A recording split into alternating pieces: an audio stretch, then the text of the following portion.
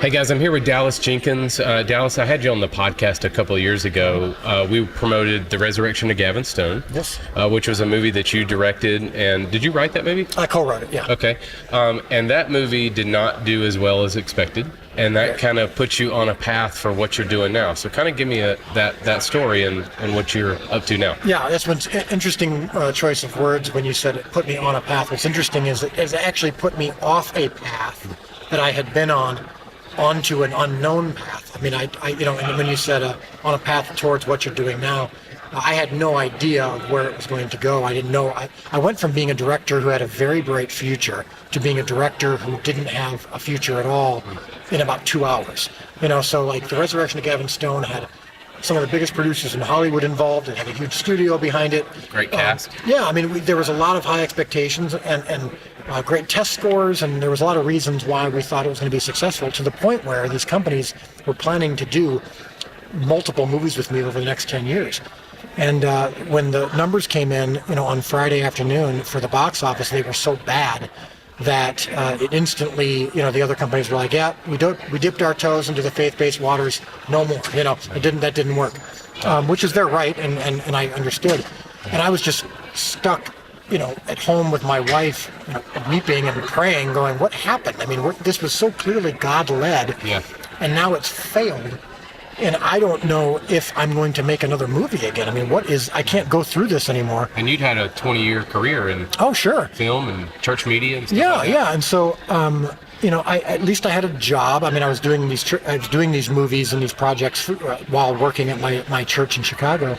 And, but I genuinely didn't know if I was going to get to do this again, and nor if I even wanted to do it again.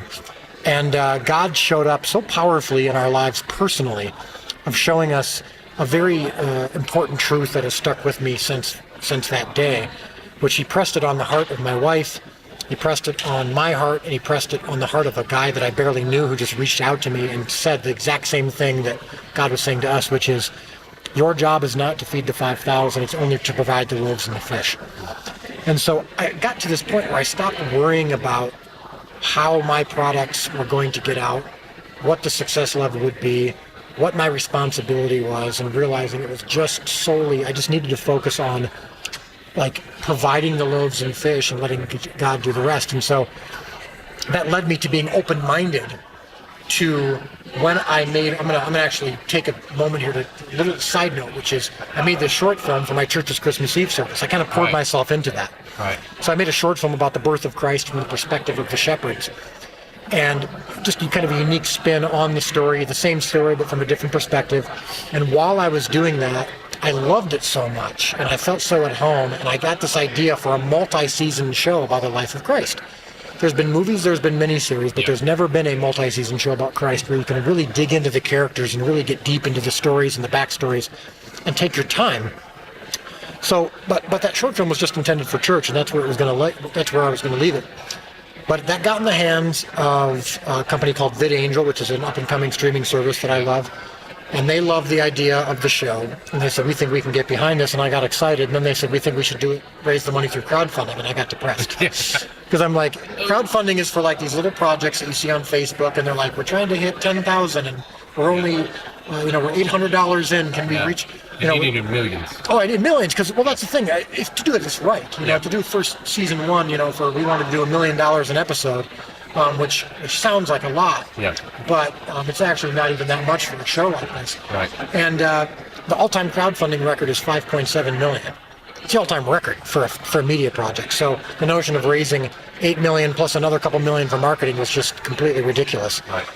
Very long story short, as I sit with you now, we have filmed the first 4 episodes. They're coming out the month of April, Easter week, and we ended up raising over $10 million from over 16,000 investors from around the world, shattering the all-time crowdfunding record and showing that I am way less smart than I thought I was. Yeah, the all-time crowdfunding record now belongs to multi-season show about the life of Christ. So give me a sense of why this is different from like an AD that Mark Burnett did.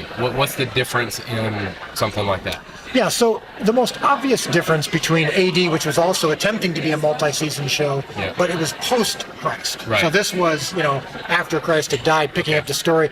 Now, I thought it was a great idea, and I think that eventually it could work again, and maybe if our show is successful, we'll do something like that, but we continue through past Christ's death and resurrection. Right. But whether it was timing or not, it just didn't hit. That show didn't. Ours takes place in Christ's life. So, in fact, episode 1 begins with introducing to Simon Peter and to his brother Andrew and Matthew the tax collector and Nicodemus and some other characters before they've encountered Christ. Okay.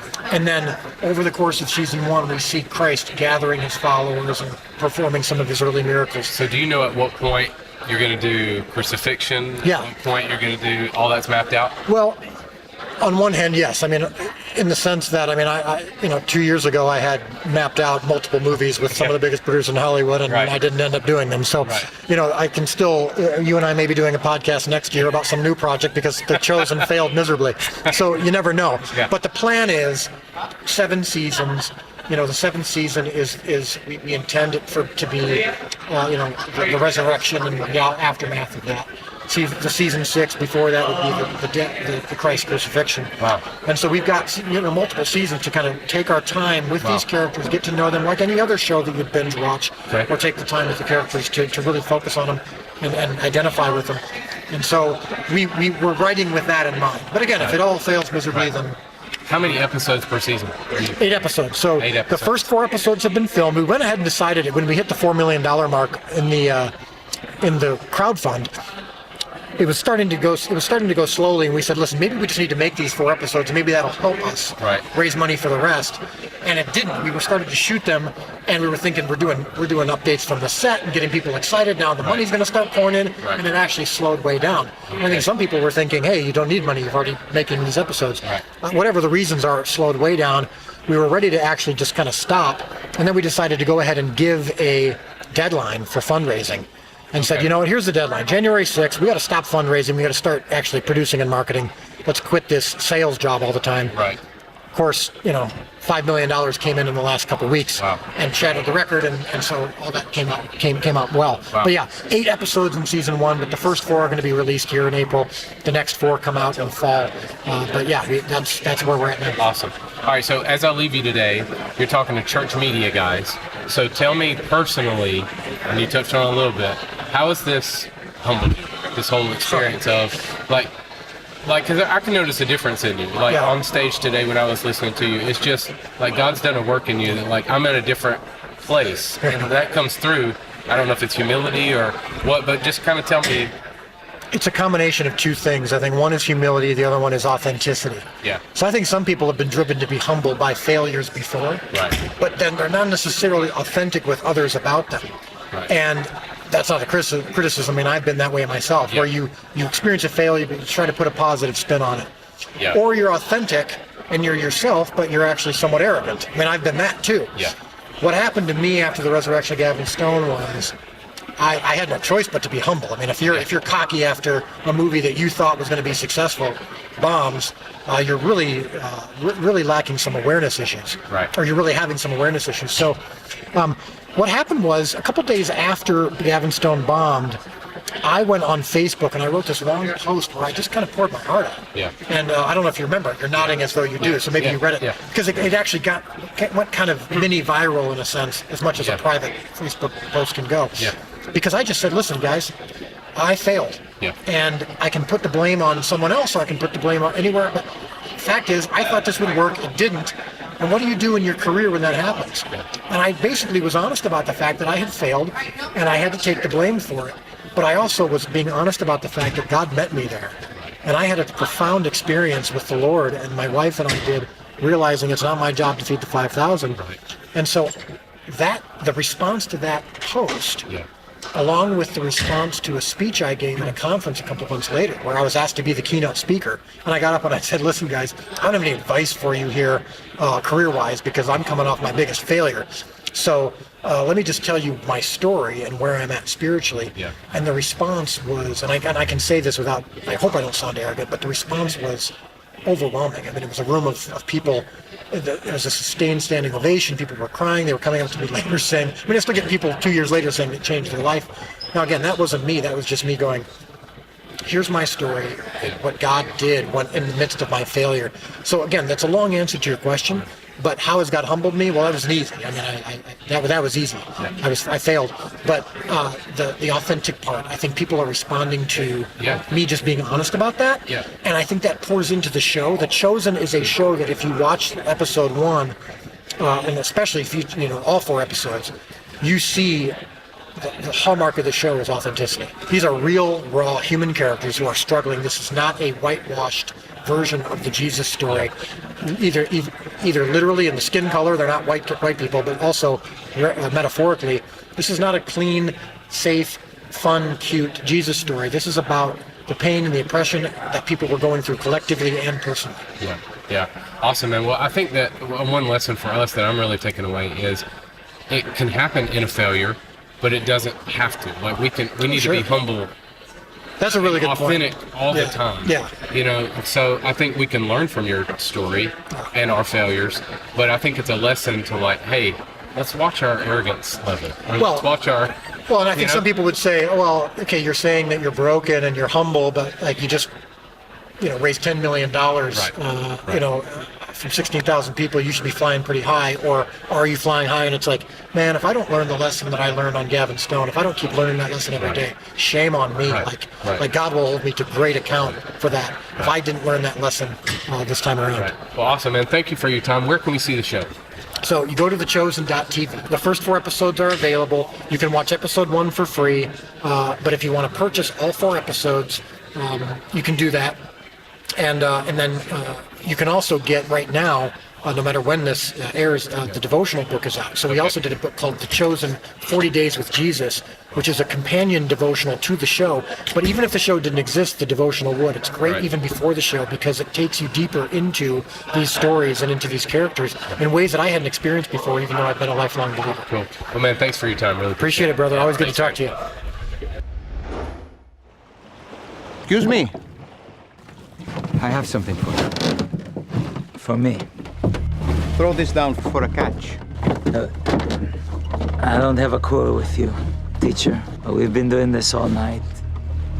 Nothing.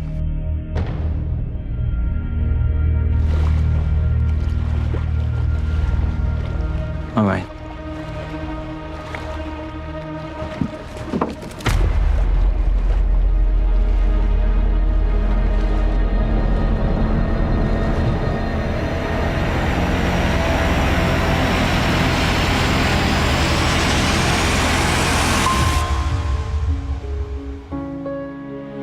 Fruit here is incredible. Everything that grows here is immaculate. Except for the people. You're such a miserable lot. You worship one God, and yet you're all divided. Only one language keeps their peace. Learn to speak it. You are the great Nicodemus. I serve only God. Yes. Yes, so do your enemies, rogue preachers in the wilderness, raving about a coming Messiah. Simon, you're scared. I've lost everything. Burned every bridge. If I don't catch a ton of fish or get some help somehow, they'll arrest me. I'm trapped. No more talking, Simon. Maybe God can get your attention now.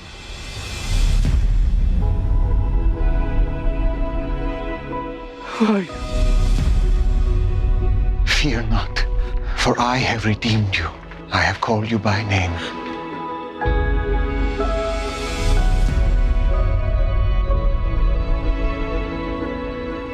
I saw him. It was incredible. You have experienced a miracle. You are healed. What do you want from me? Follow me. He performs miracles and seeks no credit. Who did this? I don't know his name. His time for men to know has not yet come. We've waited for you for so long, we believe. You have much bigger things ahead of you, Simon, son of Jonah. Anything is possible now. Don't you see? Would you at least know him if you saw him again? I will know him for the rest of my life. I'm